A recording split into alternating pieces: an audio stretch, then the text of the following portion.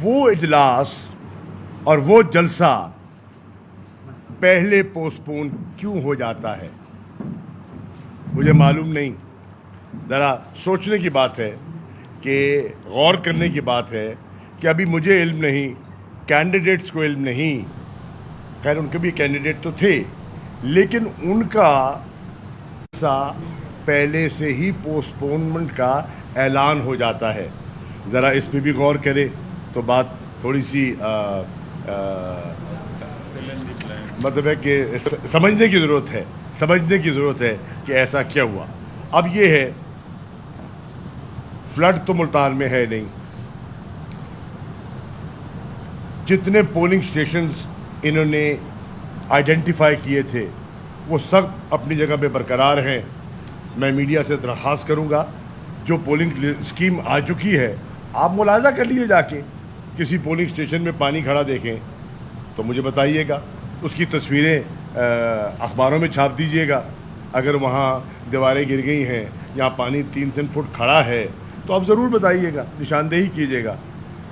Polling stations قائم ہیں, polling scheme identify ہو چکی تھی, فلڈ سچویشن نہیں ہے, عملہ کی تعیناتی ہو گئی تھی, ان کی ٹریننگ مکمل ہو گئی تھی, الیکشن میٹیریل سارا تیار ہو کے بٹنا شروع ہو گیا تھا, اور پریزائڈنگ آفیسرز کی تعیناتی ہو گئی. ایٹ دی 11th آور یہ کیا گیا.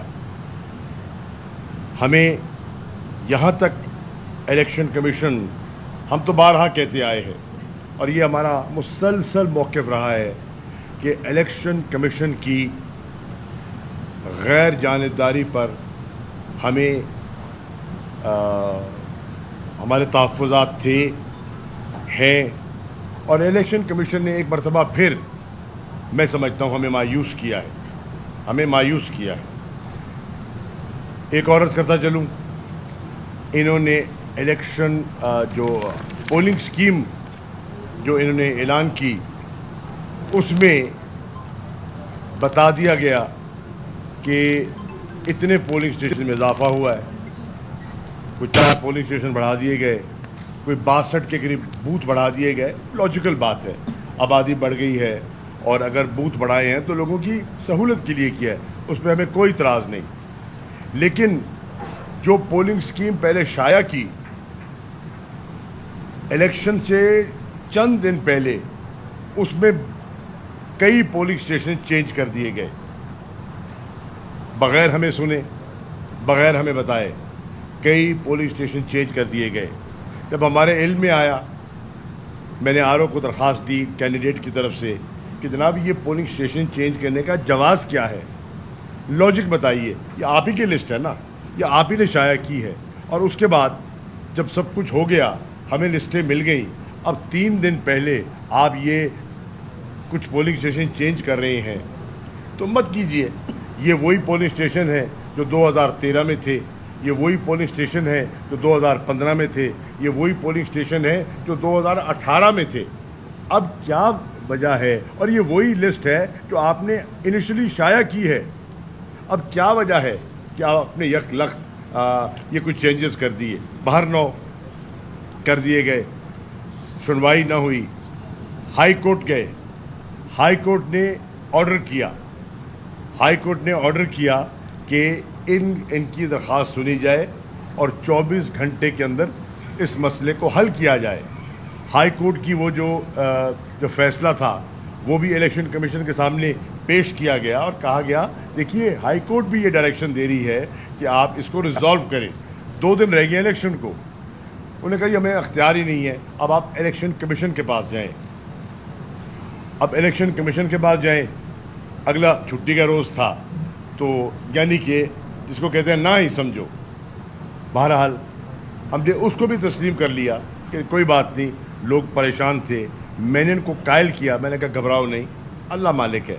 یہ اگر لوگ بلے پر مہر لگانا چاہتے ہیں تو پولنگ اسٹیشن آگے کر لیں, پیچھے کر لیں, جس نے ووٹ دینا ہے وہ انشاءاللہ آ کے دے گا. ہاں تکلیف ضرور ہوگی کہ فاصلہ زیادہ کرنا پڑے گا, کنفیوژن ضرور ہوگی کہ لوگوں کو بتانا پڑے گا آپ نے ادھر نہیں جانا, آپ نے ادھر جانا ہے, لسٹوں میں تھوڑی دقت ہوگی, لیکن ایسی بات نہیں ہے, ہم ہمت سے اس کو مینج کرتے ہیں.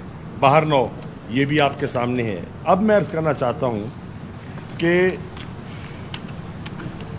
جو جواز دیا ہے الیکشن کمیشن نے اس الیکشن کو پوسٹ پون کرنے کا, میں اس جواز کو تسلیم نہیں کرتا.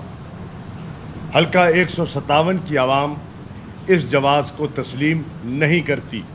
میں آپ سے, ملتان کے پڑھے لکھے دانشور ہیں آپ سے سوال کرتا ہوں, آپ خود جا کے ملاحظہ کر لیجئے, اور آپ کا اپنا ذہن تسلیم نہیں کرے گا. یہ لاجک نہیں ہے, اس بات میں وزن نہیں ہے, لاجیکل بات نہیں ہے.